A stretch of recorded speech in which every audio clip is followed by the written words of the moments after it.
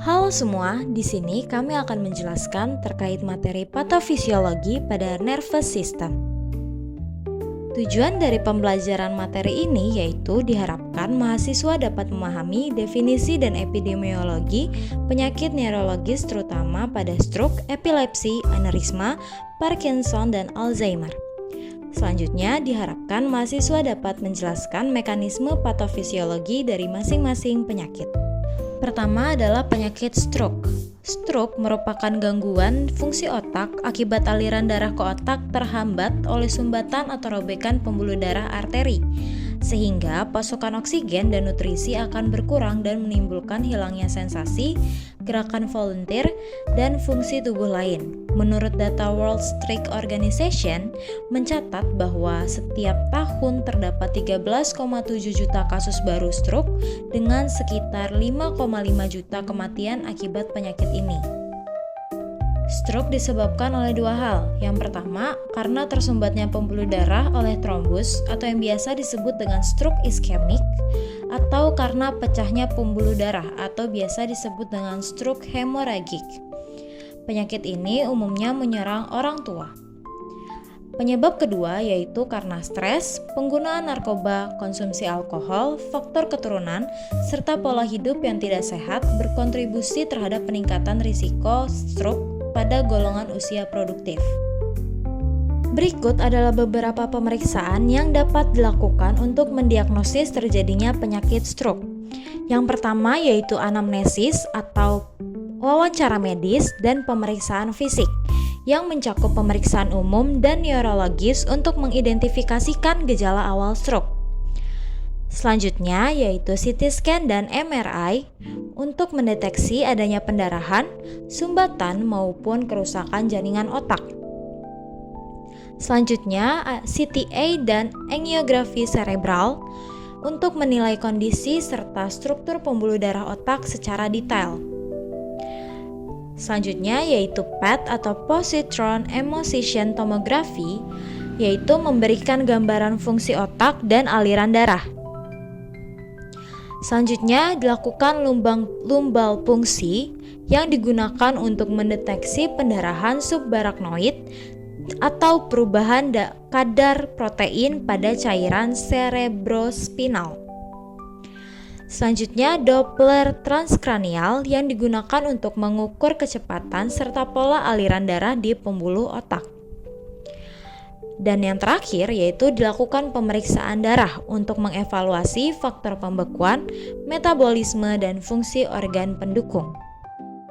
Alur stroke. Stroke terjadi karena gangguan aliran darah ke otak. Stroke terjadi karena dua hal, yaitu apa sih? Alur stroke. Stroke terjadi karena berisik banget. Alur stroke. Stroke terjadi karena gangguan aliran darah ke otak. Stroke disebabkan oleh dua hal, yaitu karena sumbatan atau stroke ischemic yang menyebabkan suplai oksigen dan nutrisi berhenti, serta pecahnya pembuluh darah atau stroke hemorrhagic yang menyebabkan perdarahan merusak jaringan otak serta tekanan intrakranial meningkat. Hal ini menyebabkan otak kekurangan oksigen serta mengalami kematian sel otak. Setelah mengalami kematian sel otak, otak mengalami gangguan fungsi, diantaranya gangguan fungsi bicara, gerak, dan daya ingat. Sehingga muncullah gejala khas stroke yaitu kelumpuhan, wajah mencong, dan gangguan bicara. Selanjutnya yaitu penyakit epilepsi. Epilepsi adalah gangguan otak dengan berbagai penyebab, namun ditandai dengan gejala yang sama, yaitu serangan berulang akibat aktivitas listrik abnormal pada neuron kortikal. Menurut WHO pada tahun 2018, sekitar 50 juta orang hidup dengan epilepsi, dengan puncak kejadian pada anak usia 2 tahun dan lansia di atas 65 tahun. Penyakit epilepsi disebabkan oleh beberapa faktor, diantaranya faktor genetik, trauma kepala, tumor otak, riwayat stroke, gangguan perkembangan pada anak, cedera prenatal, dan penyakit menular meningitis dan AIDS. Pemeriksaan yang dapat dilakukan untuk mendiagnosis terjadinya penyebab epilepsi, diantaranya melalui anamnesis klasifikasi kejang menurut ILAE tahun 2014 dan pemeriksaan EEG untuk menentukan jenis kejang, sindrom, prognosis, serta kebutuhan terapi. Pemeriksaan penunjangnya meliputi CT scan dan MRI untuk mendeteksi kelainan otak, serta tes laboratorium darah guna memantau efek samping dan kadar obat anti kejang. Berikut adalah alur terjadinya epilepsi. Normalnya, neuron akan berkomunikasi melalui impuls listrik yang teratur. Namun, pada epilepsi terjadi aktivitas listrik yang berlebihan atau tidak terkendali pada sekelompok neuron. Penyebab utamanya karena ketidakseimbangan neuron transmitter, sehingga glutamat atau perangsang akan terlalu aktif, sedangkan GABA atau penghambatnya akan terlalu lemah. Dampaknya, neuron akan menjadi terlalu mudah terangsang dan melepaskan impuls berlebihan, sehingga terjadilah penyebaran. Aktivitas listrik abnormal akan meluas ke area otak lain.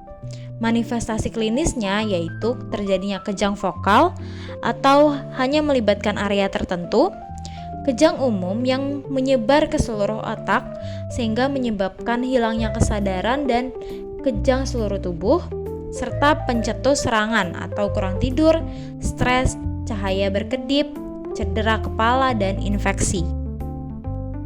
Aneurisma adalah pelemahan dinding pembuluh darah yang menyebabkan pelebaran arteri abnormal seperti balon yang disebut juga ballooning. Kondisi ini terjadi secara bertahap akibat tekanan darah yang terus-menerus sehingga dinding pembuluh darah semakin rapuh dan berisiko pecah atau ruptur. Prevalensinya secara global mencapai 3,2% dengan rata-rata usia penderita sekitar 50 tahun. Penyebab yang pertama adalah usia lebih dari 50 tahun, jenis kelaminnya perempuan, kebiasaan merokok, penggunaan kokain, infeksi pada dinding pembuluh darah, riwayat trauma kepala, hipertensi, mengkonsumsi alkohol, hiperkolesterolemia, dan faktor genetik. Pemeriksaan aneurisma dapat dilakukan dengan CT scan tanpa kontras, yaitu pemeriksaan utama untuk mendeteksi pendarahan. Selanjutnya ada lumbar fungsi yang dilakukan bila CT-nya negatif untuk mencari darah dalam cairan cerebrospinal, tapi tidak dilakukan jika tekanan intrakranialnya tinggi. Selanjutnya ada angiografi substraksi digital atau DSA atau CTA, yaitu dengan menentukan lokasi dan bentuk aneurisma. Selanjutnya ada Doppler transkranial dengan mendeteksi adanya vasospasme. Alur aneurisma yang pertama adalah hipertensi atau terjadinya tekanan darah tinggi yang menyebabkan trauma berulang pada dinding pembuluh darah. Selanjutnya ada melemahnya struktur dinding pembuluh darah. Setelah itu pelebaran dan penggelembungan abnormal aneurisma yang juga disebut dengan ballooning. Lalu terjadinya ruptur atau pecahnya aneurisma yang meningkat. Parkinson disease atau disingkat dengan PD adalah penyakit neurodegeneratif progresif yang memengaruhi fungsi motorik, termasuk pengendalian gerakan dan kemampuan berbicara.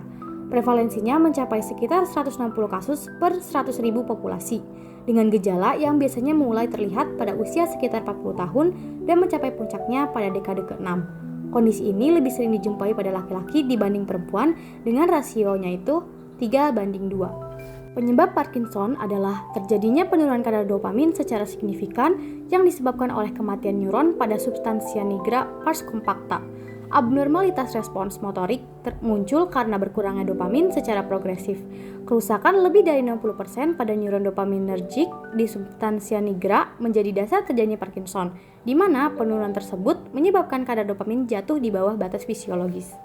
Pemeriksaan yang dapat dilakukan adalah pemeriksaan fisik dan neurologis, yaitu dengan menilai tremor, fungsi motorik, sensorik, dan sistem ekstrapiramidal. Lalu ada tes laboratorium dengan fungsi hati, tiroid, vitamin B12, kadar tembaga. Lalu ada analisis cairan cerebrospinal. Dilakukan bila dicurigai sklerosis multiple. Lalu ada elektromiografi, yaitu memeriksa pola tremor, ada CT dan MRI, yaitu menyingkirkan kemungkinan tumor, stroke, atau sklerosis multiple, dan PET dan SPECT, yaitu membedakan Parkinson dari tremor esensial. Alur Parkinson yang pertama adalah kematian sel saraf penghasil dopamin yang ada di substansia nigra pars compacta. Selanjutnya, penurunan kadar dopamin, lalu gangguan sirkuit motorik di ganglia basal, dan gejala klinisnya yaitu tremor, kaku otot, dan gangguan gerakan khas Parkinson. Alzheimer adalah penyakit neurodegeneratif yang ditandai dengan penyusutan volume otak dan menimbulkan gangguan kognitif seperti penurunan memori, bahasa, dan kemampuan memecahkan masalah hingga dapat mengganggu aktivitas sehari-hari. Risikonya akan meningkat setelah memasuki usia 65 tahun. Secara global, sekitar 50 juta orang hidup dengan Alzheimer atau demensia lain, dan jumlah ini diperkirakan akan meningkat menjadi 152 juta pada tahun 2050. Penyebab utama Alzheimer adalah perubahan patologis di otak, yaitu penumpukan beta amiloid di luar sel saraf yang membentuk plak dan mengganggu komunikasi antar neuron.